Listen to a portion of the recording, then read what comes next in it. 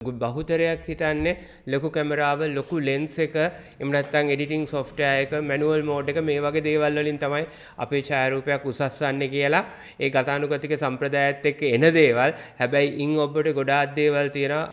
මං උනත් S2 දකින්න දේ නෙමෙයි කැමරාවෙන් දකින්නේ.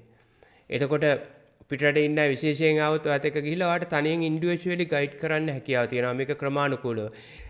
ෆිසිකල් අපි හමු වෙන සෙෂන්ස් තියෙනකොට අපි Zoom online එකේ තියරි ප්‍රැක්ටිකල් කියන දෙකම කරනවා. හමු වෙලා කරන. ඒ කියන්නේ ෆිසිකල් කියන සෙෂන් එකේදී තියරි ප්‍රැක්ටිකල් කරනවා. ඒක අතිශය වැදගත්. මොකද ලොකේෂන් එකකට ගිහිල්ලා S2 හුරු පුරුදු කරගත්ත කෙනෙක් එක්ක ඒ ෆ්‍රේම් එක පෙන්නන එක. ඒක අනිවාර්යයෙන්ම වැදගත්. මොකද ඔයා කොච්චර හොඳ කැමරාවක් ගත්තත් කොච්චර හොඳ ලෙන්ස් එකක් ගත්තත් අර පුරුදු පුහුණු කරලා තියෙන කෙනෙක් ඒ දේ දකින්න හැටි සම්පූර්ණයෙන් වෙනස්. දකින්න හැටි සම්පූර්ණයෙන් වෙනස්.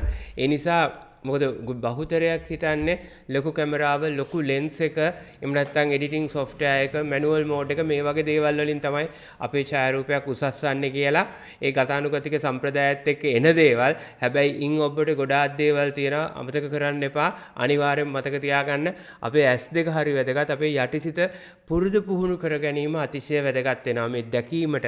ඒ කියන්නේ මේ ඡායාරූප ධර්මතා එක්ක දකින්න. ඒ කියන්නේ මොන අනිත් අයට නොපෙනෙන දෙයක් දකින්න ඔයාගේ ඇස් දියුණු කරගන්න එක. අනිත් අයට ඉන්ට්‍රස්ටිං දෙයක් දකින්න. ඉතින් මේක ඇත්තටම ඡායාරූප ගන්න ඕනේ, එක දිගට බලන්න ඕනේ. ඒ වගේම ඡායාරූප තෝරන්න ඕනේ, ඒ වගේම ඡායාරූප ඉදිරිපත් කරන්න ඕනේ. මම සංස්කරණය කියන එක ඉදිරිපත් කිරීමට කලින් තියෙන්නේ අවශ්‍ය නම් මේ පියවර පහෙම දෙන්න පුළුවන්. මේ පියවර පහෙම සමබරව බැලන්ස් එකේ යෙදෙනකොට ඔයා නොදැනුවත්වම ඔයා ඉන්න තැනින් ඉස්සරහට යනවා.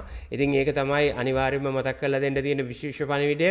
මොකද එහෙම තනියෙන් ගිහලා ෂූට් එක්ස්පීරියන්ස් එකක් කරනකොට විශේෂයෙන් මේ එළියට ගිහිල්ලා අවුට් ස්ටේෂන් ගිහිල්ලා කරනකොට මොකද මම ඒක ලොකු කැපවීමකින් ලොකු කැමැත්තකින් ලොකු ආදරයකින් ලොකු ගෞරවයකින් තමයි ඡායාරූප ගැනීම සිද්ධ කළේ. මම මාර රිලැක්ස්.